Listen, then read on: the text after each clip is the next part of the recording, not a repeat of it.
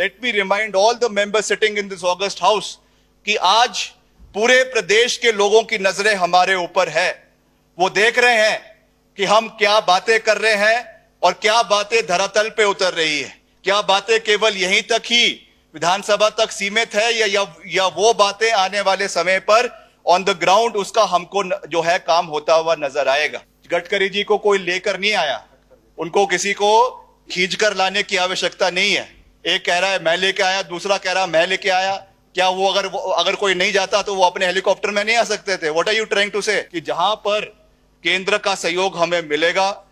I will be the first person to thank the honourable prime minister, to thank the concerned minister. Satti साहब कह रहे थे कि आपने टाइमलाइन बांधा। अरे हमने टाइमलाइन कोई वाहवाही के लिए नहीं बांधा। माननीय मुख्यमंत्री जी भी कई डिविजन्स में खुद गए, कुल्लू मनाली खुद गए, मंडी के इलाकों में खुद गए, सिरमौर में खुद गए, कांगड़ा में खुद गए, कई इलाकों में हमने दौरा किया। मिलकर दलगत राजनीति से ऊपर उठकर कार्य करने की आवश्यकता है और आज वो बातें सही भी हो रही, आज वो बातें हमको धरातल के ऊपर दिख भी रही है। मैं हर चीज पे विस्तार पूर्वक नहीं जाना चाहूंगा क्योंकि सभी माननीय सदस्यों ने अच्छे सुझाव दिए हैं। And being the youngest member of the cabinet, मैं ये भी कहना चाहता हूं, विनम्रता पूर्वक ये बात कहना चाहता हूं कि जब सभी वरिष्ठ सदस्यों ने जो यहाँ पे सुझाव दिए हैं उनको हम अपनाएंगे भी, उनको हम समझेंगे भी और उनको हम अपने विभाग द्वारा आने वाले समय में अमली जामा पहनाएंगे ताकि इस तरीके की आपदाएं जो हमको हो सकता है कि भविष्य में भी आए,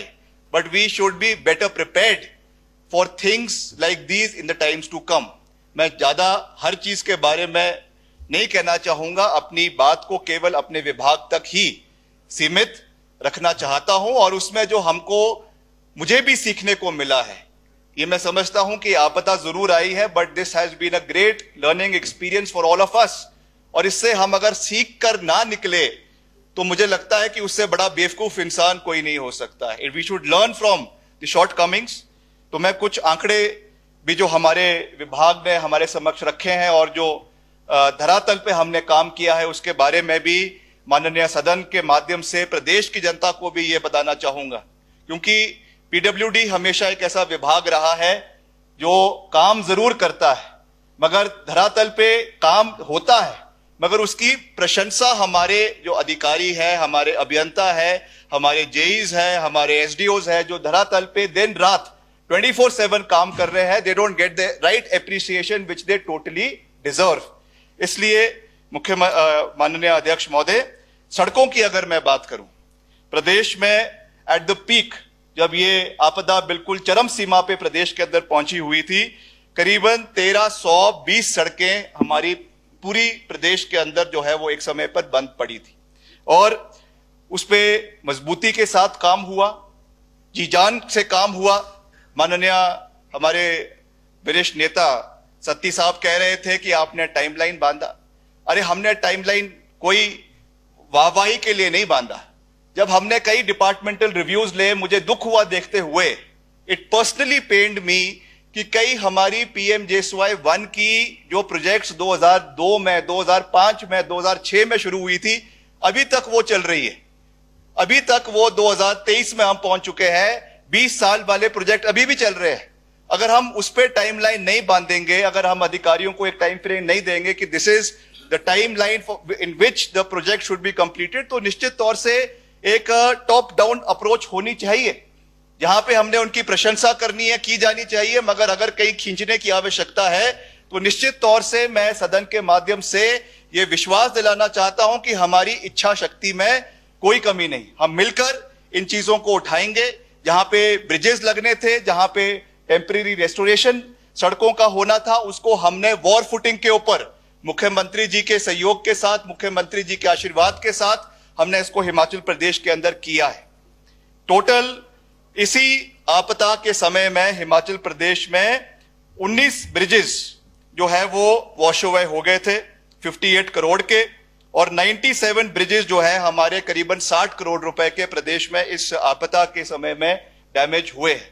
हालांकि हम उसको अभी तक नॉर्मलसी पर उस स्थिति को नहीं ला पाए हैं। We are working towards it day and night, मगर एज अ टेम्पररी मेजर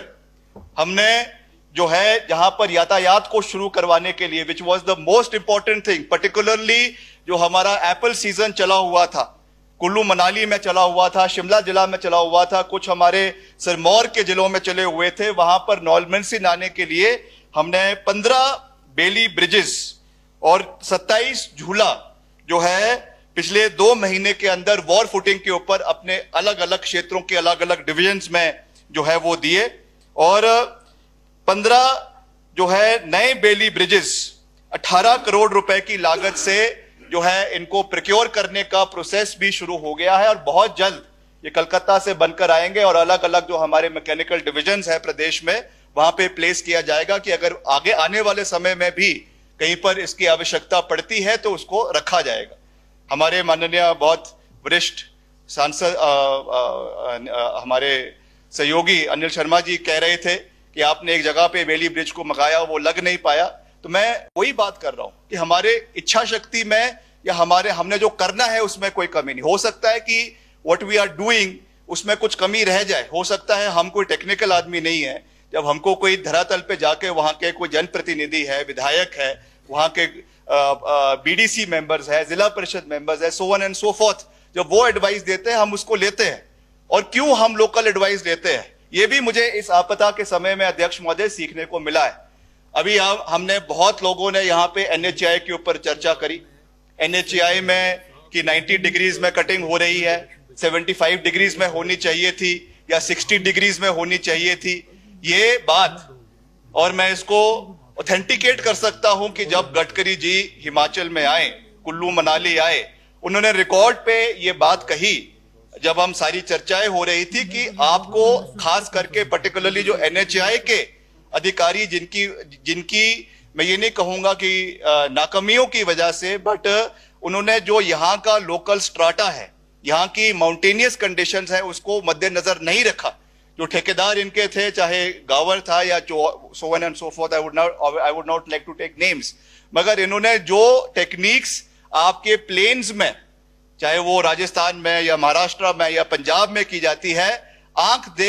बंद कर उस चीज को, उन्हीं टेक्निक्स को हिमाचल प्रदेश के अंदर इंप्लीमेंट करना शुरू कर दिया।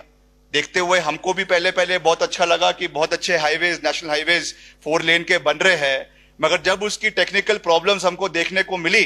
This is what the honourable minister said कि they should have also taken the local people into consideration. किस तरीके से कई जगहों पे जो पुरानी सड़कें हमारी सन 70 की, सन 80 की, सन 90 की बनी हुई है पीडब्ल्यूडी की, उनको कोई डैमेज नहीं हुआ, मगर कई जगहों पे एनएचएआई के 4 लेन के पूरा का पूरा सेक्शन जो है वो बैठ गया। इन चीजों से हमको सीखना है, और मैं आपको यह श्योर करना चाहता हूं कि हम हर एक कमी जो अभी आई है उसके हम सीखेंगे, उससे हम एक टेक्निकल जो है कमिटी बनाकर इन सब कमियों को आने वाले समय में ये चीजें फिर से ना दोहराए, इसके ऊपर पूरी मजबूती से जो है कार्य करेंगे, इसका मैं आपको विश्वास दिलाना चाहता हूं। इमीडिएट रिलीफ जो दिया गया, डंगों के बारे में यहाँ पे बहुत जगह बहुत सारी बातें हुई, बहुत सी बातें अभी कई हमारे माननीय विधायकों ने कही कि आपकी सड़कें पीडब्ल्यूडी की वो शुरू तो हो गई है, मगर बड़ी बसों के लिए या आपके ट्रक्स के लिए या बड़ी गाड़ियों के लिए, एचएमवी के लिए शुरू नहीं हो पा रही है। इसके लिए भी मैं आपको ये विश्वास दिलाना चाहता हूं कि हमने 31/10/2023 यानी 31 अक्टूबर 2023 की डेडलाइन दी है कि तब तक all busable roads of PWD in the state of Himachal Pradesh will be opened for the traffic of heavy motor vehicles in the state. इस चीज के ऊपर हम वॉर फुटिंग के ऊपर कार्य कर रहे हैं। इसमें जो डंगे लगने हैं, जगह जगह पे रिटेनिंग वॉल्स लगनी है, कई जगहों पे रिटेनिंग वॉल्स का कॉस्ट बहुत ज्यादा बढ़ गया है, इसलिए वी आर वांटिंग की रीअलाइनमेंट हो या लैंड एक्वायर करने का खर्चा कम होगा, इसलिए अगर वो हो सके वो हम प्रोसेस करेंगे और फिर उन सड़कों को जल्द से जल्द खोला जाएगा ताकि यातायात प्रदेश के अंदर खुले जो है वो जल्द से जल्द खुले और उसका पूरा फायदा प्रदेश की जनता को, खास करके जो लोग बसों में ट्रैवल करते हैं, उनको जो है वो इमीडिएट फ्यूचर में मिल सके, इसके लिए हम प्रयास कर रहे हैं। During the last 2 months 100 crores have been dispersed under restoration to various divisions by our government. माननीय मुख्यमंत्री जी भी कई डिविजन्स में खुद गए, कुल्लू मनाली खुद गए, मंडी के इलाकों में खुद गए, सिरमौर में खुद गए, कांगड़ा में खुद गए, कई इलाकों में हमने दौरा किया और इमीडिएट जहां पर डिविजन्स को, हमारे पीडब्ल्यूडी डिविजन्स को आवश्यकता थी, हमने उसमें चाहे वो डिजास्टर में है चाहे रेस्टोरेशन में है, ये पैसा दिया और करीबन 100 करोड़ रुपए जो है वो डिविजन्स को दिया गया है। और इसमें यह भी मैं विश्वास दिलाना चाहता हूं कि इसमें according to the demands that have been created by the specific AEs, by the specific JEs and by the specific divisions, उसके बेसिस पे ही ये कार्य हुआ है। कई लोगों ने कहा कि इसमें बंदर बांट हुई है, कई लोगों ने कहा कि कुछ एरियाज में ज्यादा गया है, कुछ एरियाज में कम हुआ है। मैंने कल आंकड़ों के साथ ये बात कही, माननीय बिट्टू वर्मा जी कह रहे थे कि कुछ इलाकों में ज्यादा मिला है, कुछ इलाकों में कम मिला है। मैंने अपने विधानसभा क्षेत्र का, मेरा रूरल शिमला ग्रामीण निर्वाचन क्षेत्र का उदाहरण देते हुए कहा कि कई इलाकों में हमसे 3 गुना ज्यादा पैसा मेरे डिवीजन से ज्यादा दिया गया है। So we are working on a approach जहां पर हम एक पारदर्शिता से काम करें एंड नीड स्पेसिफिक कार्य ये प्रदेश के अंदर हो सके, इसके ऊपर हम पूरा प्रयास कर रहे हैं। मशीनरियों की भी मैं माननीय सदन को ये जानकारी देना चाहूंगा कि करीबन 30 करोड़ रुपए जो है वो नई मशीनों को प्रदेश के अंदर प्रोक्योर करने के लिए सरकार ने सैंक्शन किए है। आप जानते हैं अभी जो मोटर व्हीकल एक्ट की वजह से जो 15 साल से ज्यादा हमारी व्हीकल्स हैं, हमारे जेसीबीज हैं, हमारे पोकलेन मशीन्स हैं, वो जो है अब आगे यूज नहीं हो सकती है। बहुत से लोगों ने, बहुत से डिवीजन से हमको इसके ऊपर डिमांड आई कि इमीडिएटली हमको प्रोक्योरमेंट की आवश्यकता है। तो हमने पहले तो उसमें ये इंस्टेंस में साफ कहा कि wherever immediate machines are required, the divisions were given a free hand to hire machinery wherever it was required. और एक समय में मैं माननीय नेता प्रतिपक्ष को यह बात कहना चाहूंगा, क्योंकि उन्होंने मीडिया में यह बात उठाई थी कि इसमें मशीनों में जो है कुछ लोगों को दिया जा रहा है, कुछ लोगों को नहीं दिया जा रहा है। मैंने उसके बाद इस चीज को ऑथेंटिकेट किया with my department and I was told that at one point around 665 machines were deployed by our department, out of which around only 200 machines were of the government और बाकी सारी जो है वो हायर कर डिपार्टमेंट द्वारा जो है वो चलाई जा रही थी। जहां जहां पर इसकी आवश्यकता थी उनको यूज किया गया और आगे आने वाले समय में भी किया जाएगा। मैंने उस समय भी कहा अगर ऐसी कोई जगह है जहां पे आपको लगता है कि मशीन्स आपकी नहीं लग रही है या आपके किसी जानने वाले लोगों की नहीं लग रही, आप हमें बताएं। अगर स्पेसिफिक राह से कहीं आवश्यकता होगी तो उसमें कोई भी किसी भी तरीके से राजनीतिक चश्मे से उसको नहीं देखा जाएगा। जैसा सतपाल सत्ती जी कह रहे थे कि ये समय कोई राजनीति का नहीं है, ये समय दलगत राजनीति से ऊपर उठकर understanding the gravity of the situation, हमको एक स्वर में अपनी आवाज को केंद्र सरकार के समक्ष रखने की आवश्यकता है। केंद्र, हिमाचल वैसे भी एक छोटा सा राज्य है, अगर हम अपनी आवाज को बुलंदी के साथ माननीय प्रधानमंत्री जी के समक्ष नहीं रखेंगे, उसमें कोई विरोधाभास होगा, तो मैं समझता हूं कि हम अपनी प्रदेश की 75 लाख जनता के साथ जो है वो धोखा कर रहे हैं। Let me remind all the members sitting in this August house कि आज पूरे प्रदेश के लोगों की नजरें हमारे ऊपर है। वो देख रहे हैं कि हम क्या बातें कर रहे हैं और क्या बातें धरातल पे उतर रही है। क्या बातें केवल यहीं तक ही विधानसभा तक सीमित है या वो बातें आने वाले समय पर ऑन द ग्राउंड उसका हमको जो है काम होता हुआ नजर आएगा। इसलिए मैं कोई ज्यादा लंबी बात नहीं कहना चाहता, मैं आपको यही विश्वास दिलाना चाहता हूं कि माननीय मुख्यमंत्री ठाकुर सुखविंदर सिंह सुक्खू जी के नेतृत्व में हम मिलकर आगे बढ़ रहे हैं और प्रदेश में जहां पर इस आपदा के लिए हमारे डिपार्टमेंट द्वारा, चाहे वो आने वाले समय में प्रधानमंत्री ग्राम सड़क योजना का तीसरा चरण शुरू हो रहा है, कहीं हमारे CRF के माध्यम से जो हमने प्रोजेक्ट्स को भेजा है, बहुत से ब्रिजेस जो हमारे बह गए थे उनको भी हमने सेतु बंधन योजना के तहत 15 जो हमारे ब्रिजेस बह गए थे मंडी जिला में, कुल्लू जिला में, उनको हमने केंद्र सरकार के पास भेजा है। जैसे ही इनकी सैंक्शंस आ जाएगी, इनको भी इमीडिएटली इसका कार्य जो है वो प्रदेश के अंदर शुरू करवा दिया जाएगा। और अंत में मैं जो हमारे 51 करोड़ हमने एनएचएआई से डिमांड की है, ये भी एक बहुत महत्वपूर्ण इशू है, क्योंकि जब गडकरी जी हिमाचल आए थे, और एक बात मैं कह दूं,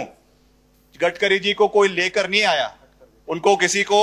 खींच कर लाने की आवश्यकता नहीं है। एक कह रहा है मैं लेके आया, दूसरा कह रहा है मैं लेके आया। क्या वो अगर कोई नहीं जाता तो वो अपने हेलीकॉप्टर में नहीं आ सकते थे? What are you trying to say? He came on his own goodwill, he came because the government of Himachal Pradesh, but people from the opposition, people from the government requested him. इसलिए इस तरीके की बातें कर कर हम किसको धोखा दे रहे हैं कि हम उनको दिल्ली से हेलीकॉप्टर में लेकर आए? ये बातें मैं समझता हूं ये शोभा नहीं देती है। वो आए, उन्होंने हिमाचल के मसलों को सुना, मगर आज भी हमने 51 करोड़ रुपीस एनएचएआई से जो सड़कें डैमेज हुई है उसके लिए उन्होंने 51 crore demanded from NHAI of damages of alternative state routes जो बंद हुई है उसका डिमांड किया है। अभी तक वो आ नहीं पाया है। और दूसरा 112 crore demanded from NHAI for repair of various link roads, जो 1 किलोमीटर की बात की जा रही है, वो भी घोषणा माननीय नितिन गडकरी जी ने कुल्लू में आके करी थी। अभी इसकी स्वीकृति आनी अभी शेष है। तो मैं अपने विपक्ष के साथियों से निवेदन करूंगा कि इस विषय को प्राथमिकता से जो है वो केंद्र सरकार के समक्ष उठाए, ताकि जल्द ये पैसा हिमाचल को आए और यहाँ की रेस्टोरेशन में इसका सहयोग मिल सके। और मैं धन्यवाद भी करना चाहूंगा केंद्र सरकार का कि अभी हमको हाल ही में एनएच के लिए, नेशनल हाईवेज के लिए जो है 6.39 करोड़ और 8 करोड़ जो है वो ओआर में और एफडीआर में मिली है। उसके लिए on the floor of the house I would like to thank the honourable road and surface transport minister कि ये सहयोग हिमाचल को मिला है। और मैं अंत में ये विश्वास दिलाता हूं कि जहां पर केंद्र का सहयोग हमें मिलेगा, I will be the first person to thank the honorable prime minister, to thank the concerned minister कि ये पैसा केंद्र से आया है। बट जहां पर ये नहीं मिलेगा या इसमें डिले होगा, हम उतनी ही वॉसिफोरियसली उस आवाज को उठाएंगे। और ये किसी के व्यक्ति विशेष नहीं है, it is for the interest of the state कि हमको उन विषयों को उठाना है, ताकि समय पर वो सहयोग हिमाचल को समय समय के ऊपर मिल सके। इन्हीं शब्दों के साथ अध्यक्ष महोदय, आपने मुझे बोलने का मौका दिया। जय हिंद, जय हिमाचल, धन्यवाद।